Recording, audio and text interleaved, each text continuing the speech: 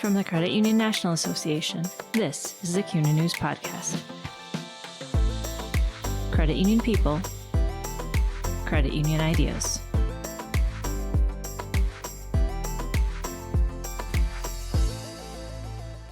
As traditional phishing attacks become less effective due to organizations' stronger internal controls, cybercriminals are turning to targeted business email compromise attacks. For these criminals, it's all about securing credentials, according to John Moeller and Randy Romez, both cybersecurity principals at CliftonLarsonAllen. The stakes are high. The average financial institution cybersecurity breach takes 177 days to identify and 56 days to contain, and costs nearly $6 million, according to the IBM Security Cost of a Data Breach Report 2021. I'm Bill Merrick, Deputy Editor at CUNA. In this episode of the CUNA News Podcast, recorded during the 2023 CUNA Cybersecurity Conference with NASCAS, Romez and Moeller discuss the state of email phishing, the role of artificial intelligence in these attacks, how these crimes will evolve in the future, and more.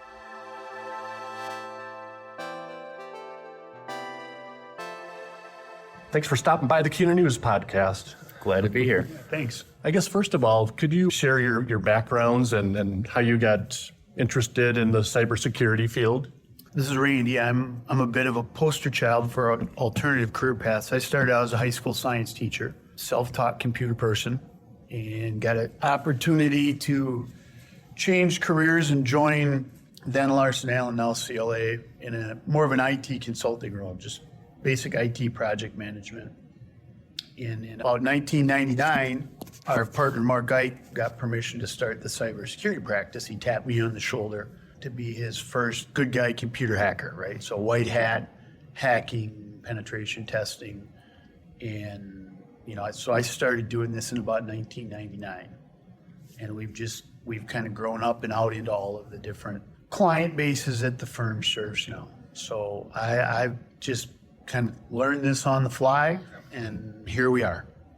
What about you, John? Yeah, I started out around the same time, late 80s, and things I think about is back then I was working on computer hardware, installing computer networks when Novell networking was all the rage, and remember a time when you didn't have usernames and passwords. You just walked up to the machine, you had a C prompt, and you typed something in, and away you went. I remember probably early 90s coming across my first computer virus, which was a big deal because there was only a couple out at that time. And so, from there, just continued the IT consulting career, came on board with CLA about 17 years ago, doing managed services, started working with Randy, probably 10-ish years ago, and this whole cybersecurity field, and it's a great field to be in. It's kind of just blown up in the last decade, so continuing to learn and try to stay on top of it. What appeals to you most about the cybersecurity field and just the function that you do?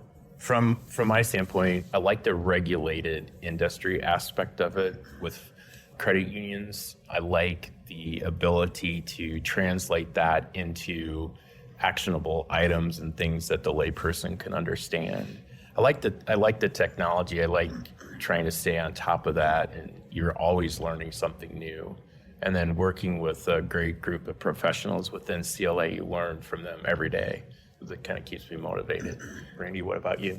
Yeah, I like the variety. The pace of change is pretty high. I got into it as a self-taught, kind of self-driven learner, and that's still the case. The people that are successful in this field need to be self-driven, kind of continuous learners. I really enjoy the collaboration we have with our clients. They really rely on us because the field changes so fast, and it's so important to their business that they really depend on us bringing our A game all the time in terms of keeping up to date with what the latest issues are, understanding how they need to serve their members.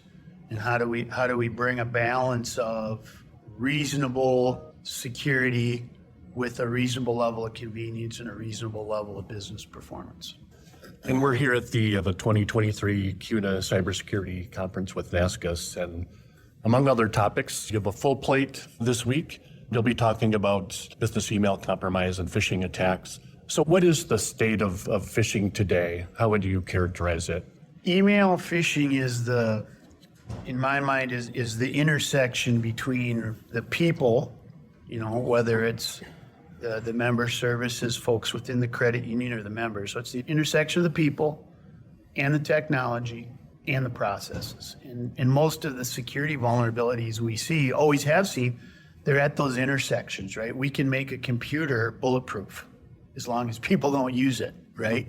We can make the people super secure if we don't let them access the systems. And so the bad guys always have looked for those weak spots, those gaps, those overlaps. Email phishing is still a root cause in about 85% of the breaches. And it's because it's the overlap of the people, the process, and the technology. The phishing that the bad guys are deploying is continuing to evolve, right along with the controls and the security. So in the old days, it was all about an email with an attachment trying to deliver malware. That's harder to do now because of our controls. So the bad guys have shifted focus to saying, okay, John's got access to log in and authorize payments or move money or do this. Instead of trying to deliver malware, let's just get him to give us his credentials. If we can get his credentials, if we can log in as him, now we're him on the system. And now we have whatever rights he has. And so that's why you see things like business email compromise being a huge attack surface. You see a lot of email phishing focused on nothing more than getting credentials. If we can get your credentials, we can log in and be you, we can impersonate you. And then whatever you have access to, we have access to. Whatever we can do to impersonate you and ask somebody else to do something, that becomes the attack surface. So as the controls get better, the bad guys are getting better too. They're treating it like a business just like we are. Yeah, the first thing I thought about when you asked the question, the first word that came into my head was lucrative, and lucrative for the criminals. They've continued to evolve, as Randy said, and you think about what's in it for them, what are they making off of it? I read something recently that said for every one successful business email compromise campaign that they run, they have to target 2,500 businesses.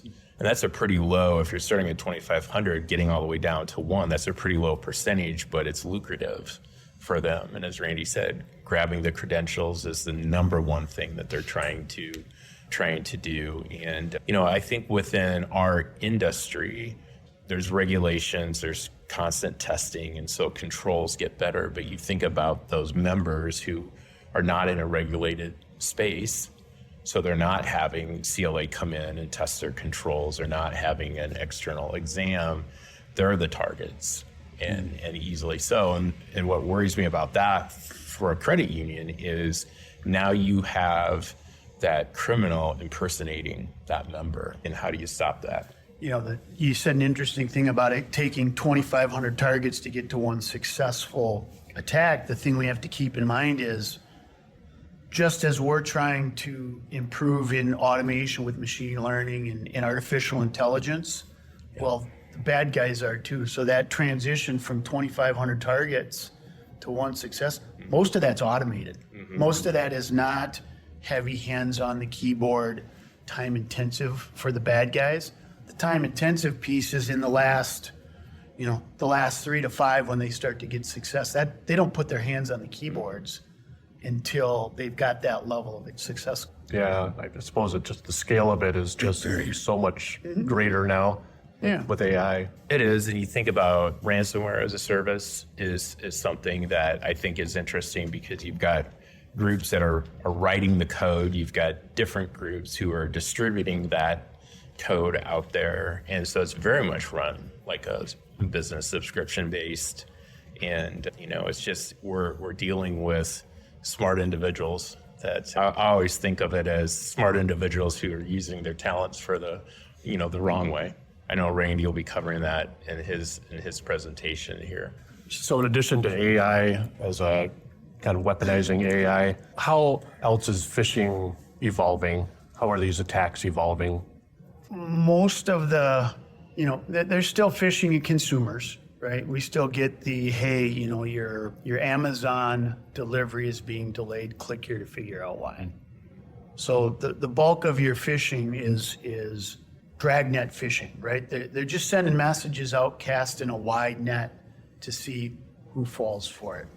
Over time, you start to see more focused attacks.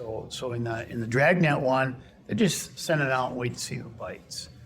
When you look at situations like the SolarWinds breach that occurred about 2 years ago, that phishing would have been very targeted. So I want to get into, fill in the blank. They're going to do their homework. They're going to scrape LinkedIn. They're going to scrape Facebook and other social media to build a profile of who can I attack here? What sort of information do I already have so that I can make the message more convincing? It's not a, hey, your Amazon package is not being delivered. It's, here's the third quarter analysis from your peer who you work with all the time. Please review it and give me your feedback. Or here's the contract we need signed. It's a DocuSign.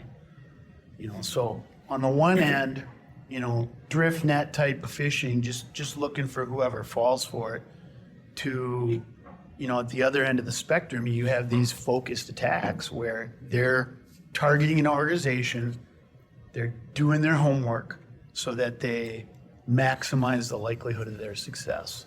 And it's all in that interaction between the target and the bad guy, where those pieces come together. You've got controls before the email gets to the user, you've got the controls at the user, you've got the controls behind the user, and so they're trying to find where the weaknesses are in those layers. The other thing I think is interesting what's changed. And so, Randy talked about it's really hard anymore to send a phishing email in with some type of malware attachment because the controls are stopping that.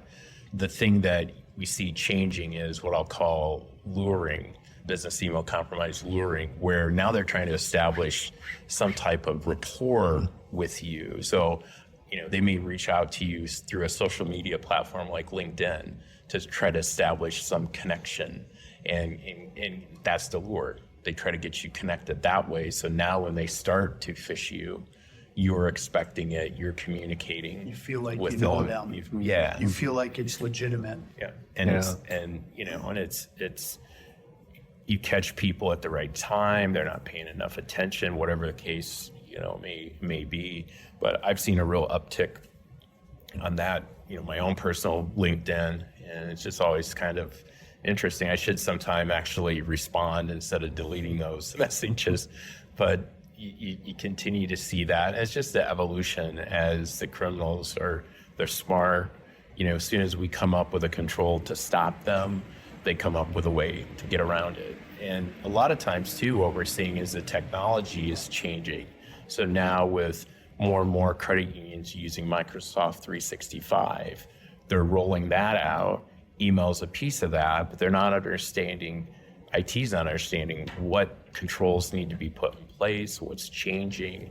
And so you roll out a product that inherently has just control weaknesses, so that applications interact and work with one another, and then they leave it like that. And we come along and, we'll talk to organizations that are rolling it out, and they say, no, we want to roll it out and we want to test it for a while before, we secure it. What's the logic behind that? John makes a good point with the Microsoft Office 365. The challenge there is, effectively, credit unions or other organizations, they're moving from a situation where their email was in-house on an in-house server. And over time, people decide, well, that's not as secure. It's not as good. We're going to move to Office 365, and Microsoft's going to take care of all of it for us. I mean, there's a implied, sometimes explicit belief that Microsoft's just got it all covered, and it couldn't be farther from the truth. All you've really done is moved your email from in-house to somewhere else. The controls all still need to be enabled and managed. The challenge is we've changed where they're at, and we've put the people who are responsible for it in-house in a position where now they're responsible for it somewhere else, and they don't know how to do it somewhere else, right? So in reality, a lot of organizations made it worse because they just moved to Microsoft. They ran with the default settings, which are usually low security or the security controls are not enabled, and their people don't know how to manage it. For example, this number's directionally correct. There's about 100 different cybersecurity controls in Office 365. What we're finding in assessing clients who just implement it on their own, they're only aware of about 30 or 40 of them, and they're only managing about 20 of them. And so the challenge there is everything's over here now. We still have to operate it the way we did before. The people in-house, they don't know how to do it because they're not Office 365 cloud engineers. What are some ways that credit unions can guard against business email compromise and phishing threats? How can they protect their own assets and their members? Sure. I mean, there's always several layers you have to consider, right? With a business email compromise, if you think about the people at the credit union, I kind of hinted at this before, there's 3 layers of controls I like to talk about. There are the layers of controls that inspect the messages before they even get to the user. So you think of those as your email filters, spam filters, things like that. You've got rules applied there for what should or shouldn't be allowed through. And you can often use those controls to put some notices in as well, right? You probably get the same thing now. CLA, when we get an email, if it comes from the outside, there's a tag added to the subject, external, and there's something added to the body, force us to pay attention. So it's gotten through the filters, it's hit our inbox. Now we have to look at it, interact with it. So those are the controls, I call it at the person level. Randy's got to look at this message and understand what's being asked here. Is it legitimate? Is there something unusual? If everything passes the smell test and Randy acts on it, there should still be controls behind Randy in case he got caught in a weak moment. Things like what kind of interaction can he go back out and do on the web? What kind of documents can he open up? Is his local device where he's working, fully patched and secure? Does it have the right antivirus or endpoint protection software enabled? So technical controls in front, people process controls at the user, technical controls in the back. If it's a true business email compromise where they're trying to convince us, some sort of payment fraud, well, there's a whole nother set of administrative controls that kick into play when Randy wants to make a payment. Randy wants to make a payment, Randy shouldn't be able to authorize a payment. If Randy's going to request, somebody like John has to authorize, and those duties need to be separated. So that's another set of administrative controls to safeguard actions that would occur after Randy fell for the phishing, whether it's payment processes or, go out and download this update, right? Maybe the message is trying to convince Randy, it's an IT person, and saying, hey, your machine's not up to date. We need you to install the patch for us. It's a variety of different layers.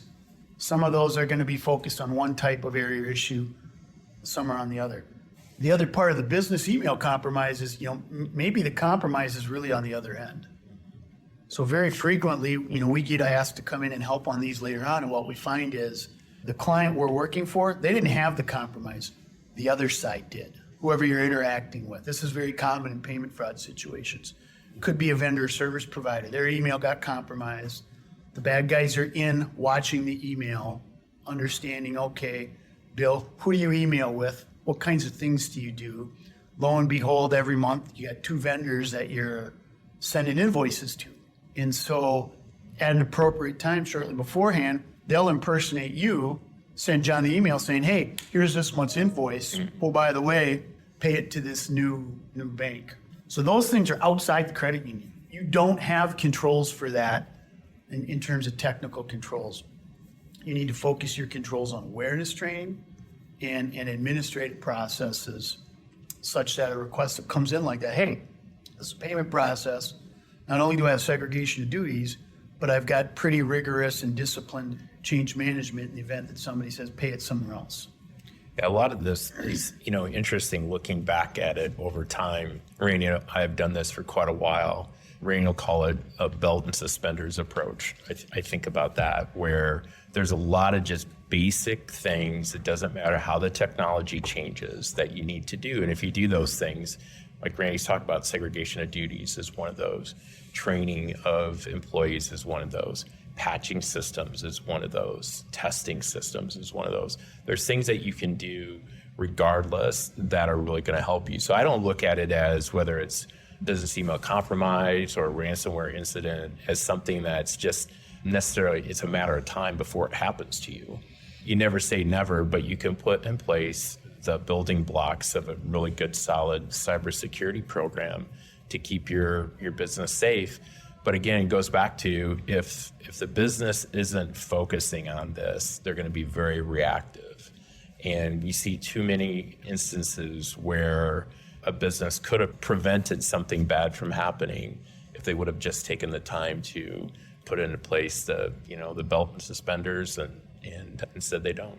What amounts have you seen in credit unions where there's been a breach? How substantial can the losses be? Yeah, I mean, I got one that I'm thinking about in one of our case studies that we'll cover this afternoon, but it was over $4 million. Wow. Yeah. We've got some anecdotal examples from clients we're serving directly where, it can be anywhere from the low to mid hundreds of thousands up into the millions. There's actually some pretty good objective data from IBM and from Verizon where they track, cost of data breach, right? So attendees at the conference here will see later today and on Tuesday in our presentations, we specifically reference some of that cost of a data breach.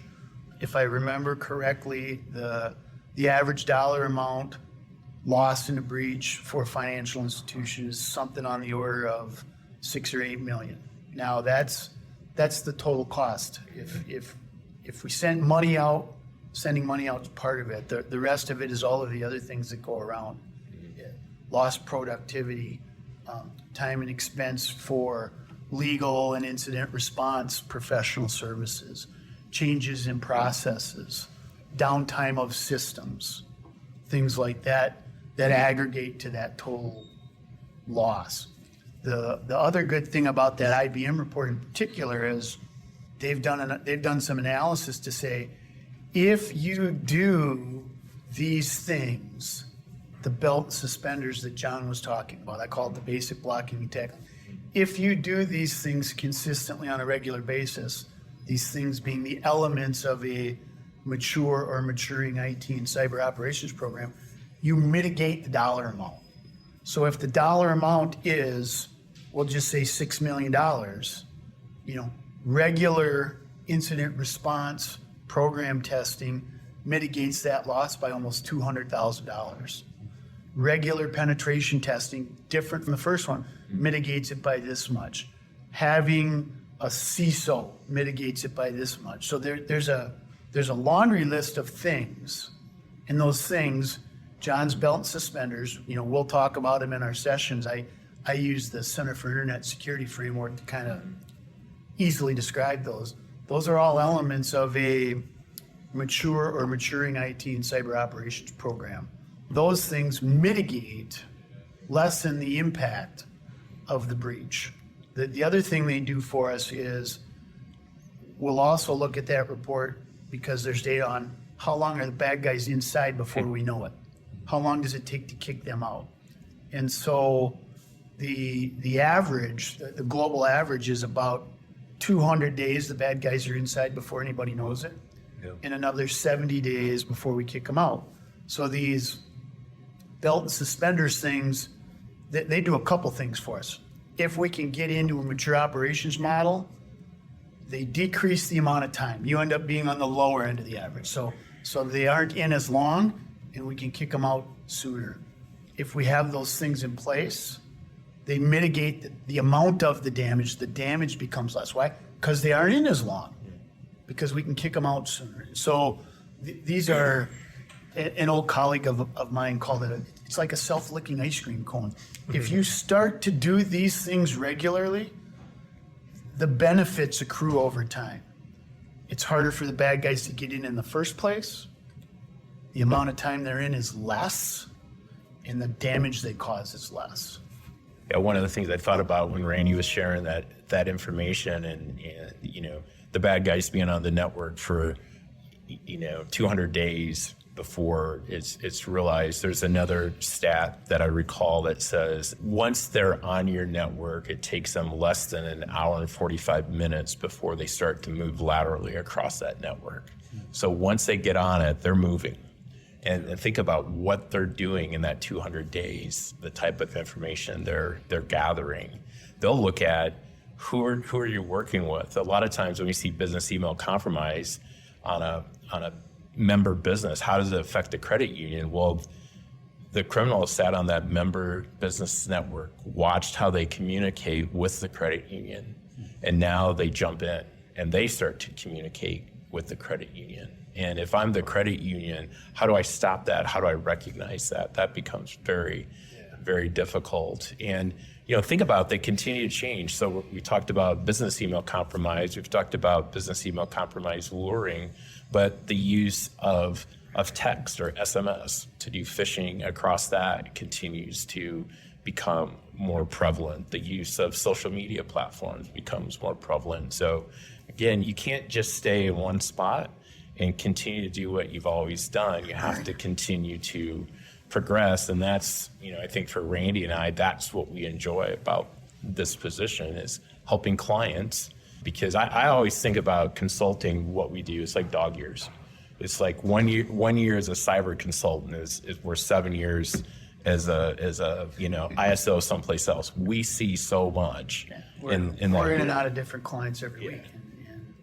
And we get the benefit of learning hard lessons very quickly because we're helping somebody through it, and then carrying the lessons learned from those into our next interaction. Anything else you'd like to add? You've been pretty focused on business email compromise. One of the things we've seen probably the last 2 to 3 years that's really evolved is, how ransomware is being used and deployed. In the early days, ransomware started out just attacking consumers. Over time, as the bad guys got better and more mature, they started targeting businesses. And a lot of the early ransomware attacks, it was all about the ransomware. Get in, plant the ransomware, pay me to release it. Two things have really changed here in the last couple of years. The first, and it goes back to that IBM data breach report, the bad guys are in for 200 days. What are they doing in 200 days? They're learning about the business. They are figuring out as much as they can, and they're monetizing everything they can while they have access.